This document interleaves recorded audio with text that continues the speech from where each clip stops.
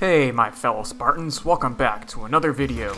Today I'll be giving you my tips for taking on Sigrun the Valkyrie, the hardest boss in God of War, and I'll be doing it on the hardest difficulty. This is the first game ever where I got the Platinum Trophy for completing all the achievements and without looking at any guides or online help. I swear to you. This can also be done on any difficulty without needing to replay the game or feeling like a huge waste of time, which is another great thing about this game. I was planning on doing a walkthrough of the whole game on this difficulty setting because it is brutal, but after the first few hours and getting to the Lake of Nine, things become manageable. Just make sure to take your time and complete each side quest so that you can upgrade your armor, weapons, and skills. This includes completing favors, doing labors, and collecting artifacts. I did skip some enemies, like Realm Terror encounters or Travelers, if they were 2 or more levels above me. Now back to the topic of this video. The toughest boss in God of War is the Valkyrie Queen, Sigrun, who is accessible after you kill the previous 8 Valkyries that are scattered in the hidden chambers of Odin across the game. These bosses are optional during the main quest, but are a fun diversion if you want to challenge yourself with sub-optimal gear.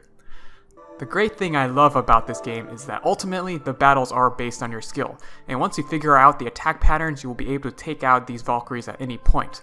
By the end of the game, you will have more health, abilities, damage, and utilities that can make them a lot easier to defeat, so I would advise to beat the game, kill the other 8 Valkyries, complete Ivaldi's workshop, complete the Trials of Muspelheim before going into the fight with the final Valkyrie.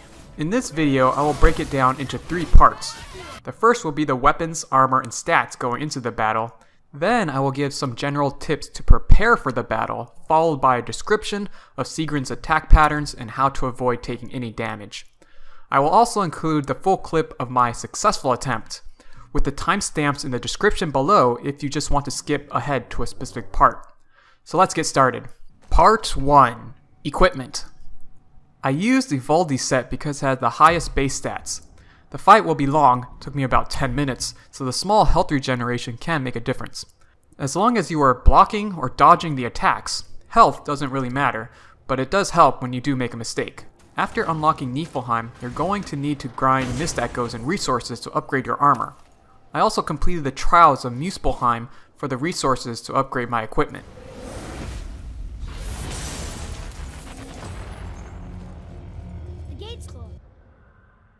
The skills I used was Leviathan's Wake and Ivaldi's Anvil, which I use in most situations. I didn't give these too much thought, but anything that has a fast startup and interrupts attacks will work. I noticed after my experience that even stacking Strength or Runic, I saw little change in damage dealt to Sigrun, that it was ultimately inconsequential. After playing around with a few builds, the one that helped me beat it was stacking Cooldown, even if it brought down every other stat. The reason for this was using my Talisman, Talisman of the Realms, which when activated slows down time. This talisman allowed me to get off a lot of attacks, build permafrost, execute runic attacks safely, and pick up health stones.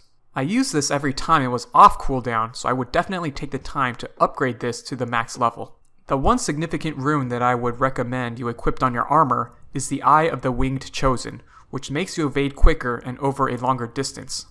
Most times, a simple evade is better than doing a dodge roll.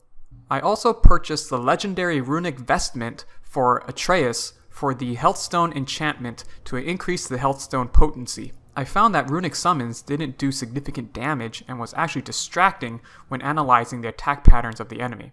For my axe pommel, I used Mistborn that helped me recover some health because it has a low chance of activating on hit and you will be hitting a lot. In this next section, I'll be talking about some general tips. The main thing to do is to practice avoiding all her attacks. I would suggest going into battle and don't even worry about attacking. Just dodge and block all the attacks until you are successfully able to block or dodge each and every one of her attacks. Even if there is only one you are struggling with, that one will always end up getting you killed. So practice to see if you can survive 5 to 10 minutes of just avoiding attacks. If you can avoid them all consistently, then getting in damage in between is the easy part. Know when it's safe to pick up health stones. So many times going for a health stone will cause you to die compared to just ignoring them and focusing on dodging. A good time to pick up health stones are after initiating an attack and moving away to pick up the stones when an enemy is recovering from being staggered. or if you choose to skip an opportunity for attack after you counter one of your opponent's strikes. If you have the runic summon Bitter Squirrel, it will dig up multiple health stones. Just make sure it is safe to pick them up or use your talisman to enter a realm shift to slow time down. Be aware of your surroundings. Be aware when dodging if you have enough room on the side of you in the direction you are evading. It is best to keep Sigrun in the center of the ring, always moving to the right to avoid a specific attack.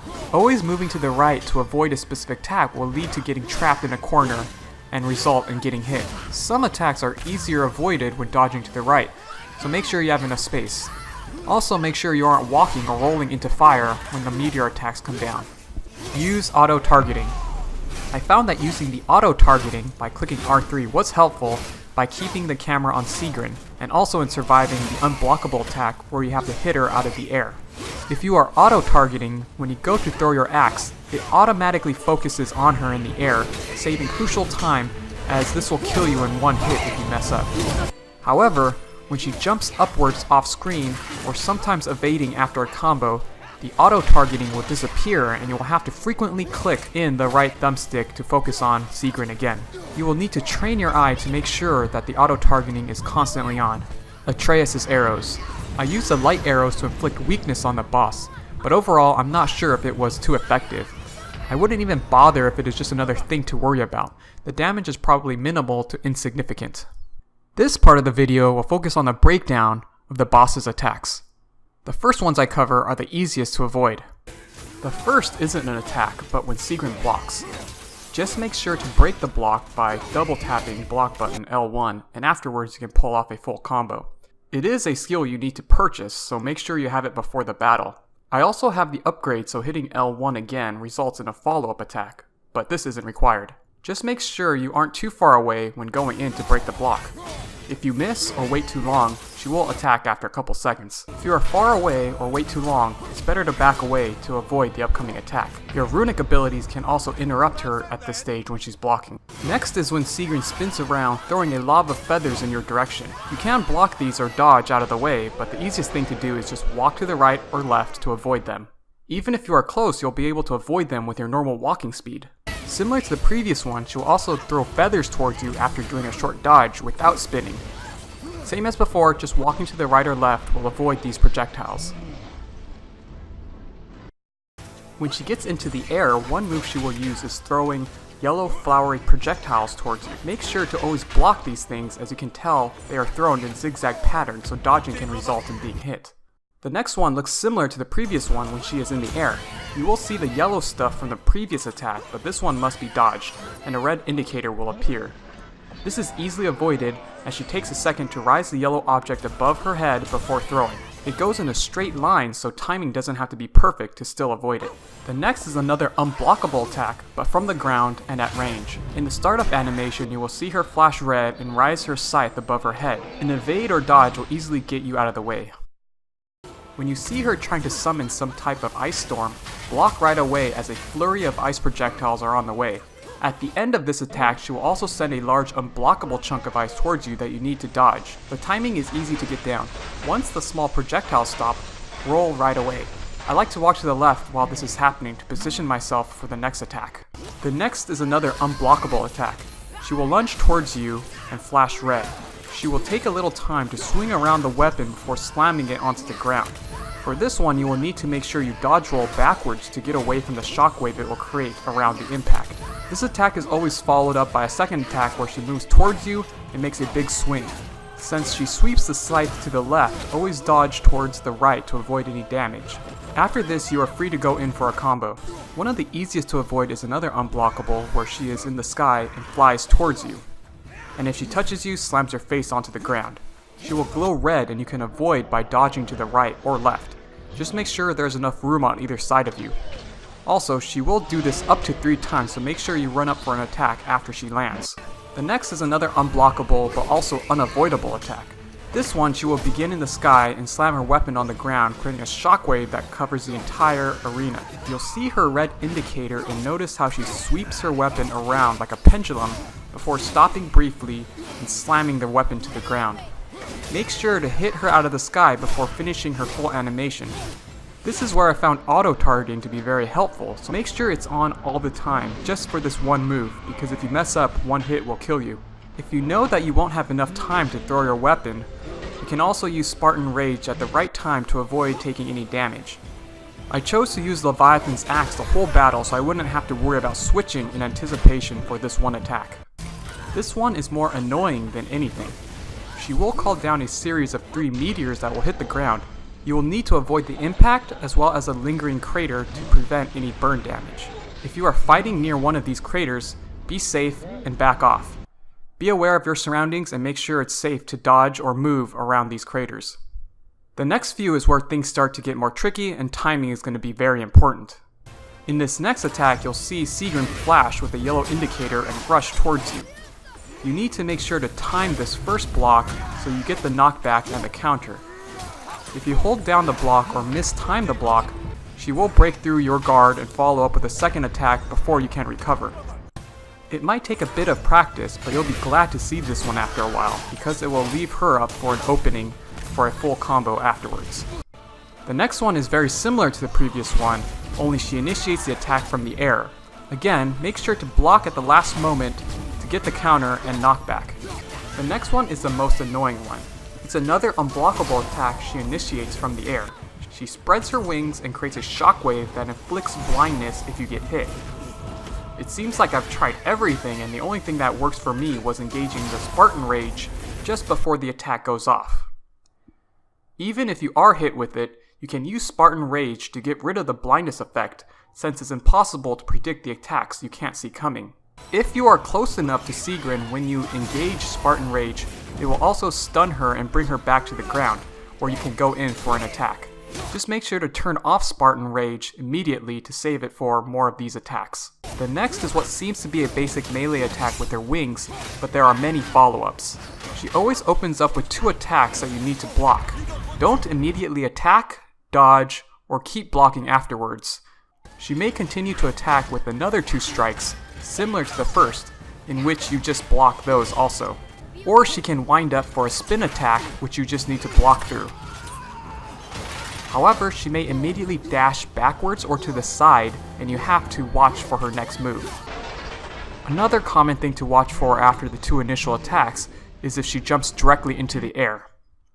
She can also show a yellow indicator and set up for an attack with her scythe, similar to one of the previous attacks. This is why you shouldn't just hold down the block button during this attack sequence. You need to make sure to let go of the block button and block again at the right time to get the counter, or she will break your guard. Another thing she can do is another unblockable scythe attack, which you need to avoid by dodging to the right. After dodging this, she can also follow up with a jump immediately after. Lastly, she can also show a red indicator before thrusting her right wing forward, which you simply need to evade or move to the right. Speaking of her jumping directly upwards, this is tricky because there are 2 types. If you see her jump upwards out of frame, dodge roll immediately because she will come back down on you in a split second. If you see her jump and a meteor comes down leaving a fiery crater, she will take longer to come back down. In this case, you should still dodge roll like you would for the first situation, but immediately after recovering, do a second dodge roll. I found doing 2 consecutive dodge rolls gives you enough time to avoid her attack when she comes back down for this longer attack. For me, I would just spam the dodge button until I saw that she was back on the ground. Because she can leap into the air up to 3 times in succession, and getting hit once with this can kill you, even at a full bar of life. Also make sure you are not rolling or dodging into the fire if you are looking at the longer version. This next one killed me most out of any other attack. This unblockable attack is really quick and catches me off guard all the time. She will lunge towards you and at the last split second glow red and thrust her wing towards you. If you are constantly moving, simply walking to the right will help you avoid this attack. I found myself always walking to the right or circling Sigrun counterclockwise just to avoid this attack. You shouldn't be standing still or continuously blocking during this entire fight just to anticipate this attack. If you see this coming, dodging or rolling should be okay, but recall there are already many attacks that she can move towards you, so practice avoiding this one simply by walking to the right. The reason why the previous one is so tricky and will often get you killed is because sometimes she will lunge towards you and do a normal blockable attack. In this case, you will want to block, as dodging the first will usually leave you open for the second hit. That's why it's really important to keep moving, and if you see that she is just swinging normally, you should block. But if you see that red indicator, just keep moving or dodge. Fortunately, this won't kill you in one hit, but it is one of the hardest things to master. If you succeeded in killing Sigrun, you will be treated to a few extra lines of dialogue, revealing some of the details of the Valkyries that is going to be important for the sequel. Next is my full clip of my successful fight without any commentary. I will also add the extra dialogue scenes at the end, so make sure to end it before then if you don't want any spoilers. I hope you guys enjoyed the video and found this helpful. Let me know what game you've got a platinum trophy for in the comments below, and I'll see you all again next time.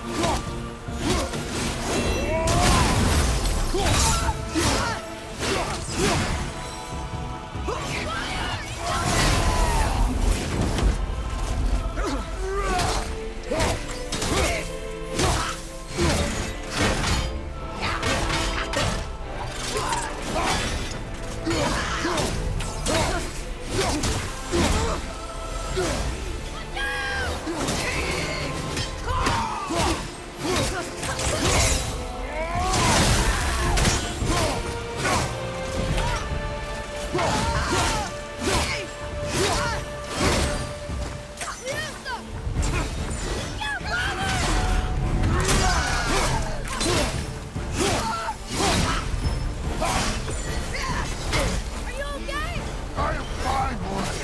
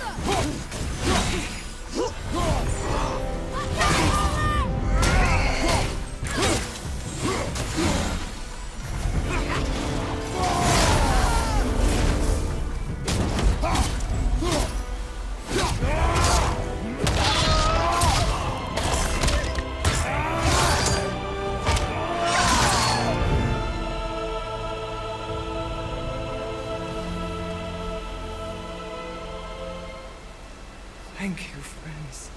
You have saved the Valkyries. Sigrun, how did this happen? Mimir, is that you? You have been freed, but... Freedom comes at a price, milady. You speak truly. Countless winters we served the All-Father. But only through his union to the Queen did we ever taste some measure of freedom. But aren't you the queen?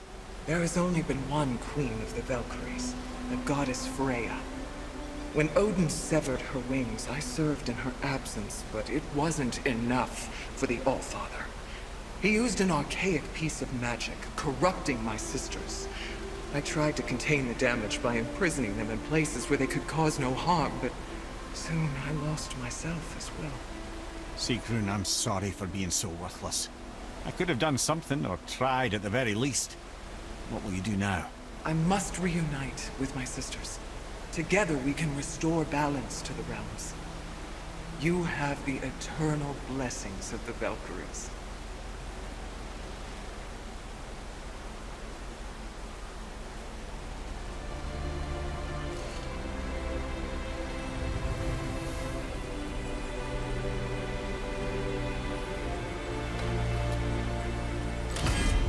Well, we did it, I suppose. You don't sound very happy about it.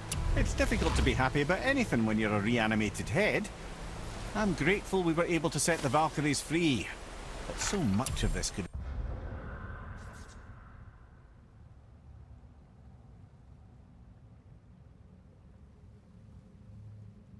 have been avoided, if only... You said it yourself, Head. It does not matter anymore. The past is the past. Well, That's awfully cheerful coming from you. I am in a good mood. The dwarves will make use of this helm. Your dad's a wee bit single-minded, isn't he, lad? Definitely.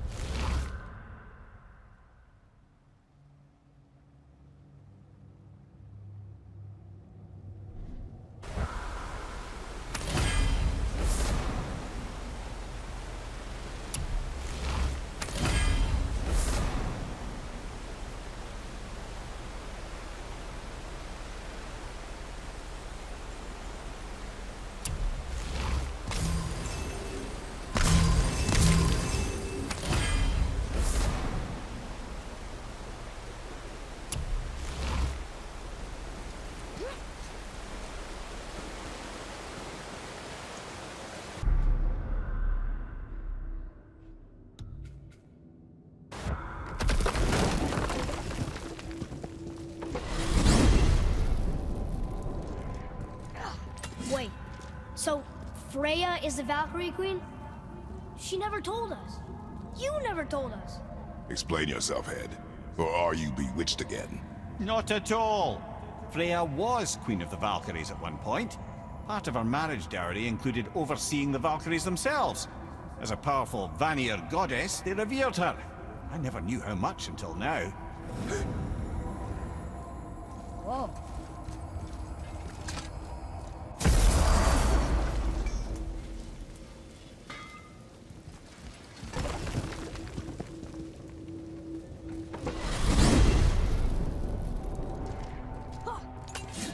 Brothers, there's another thing I must let you know. From the time you were away in Jotunheim. Well, tell us then. It concerns Freya. She paid me a visit. What did you tell her? What little I know about where Odin may have kept her Valkyrie wings. Seems she's rather bent on reclaiming her warrior spirit. I'm afraid the cycle of vengeance may not be so easily broken.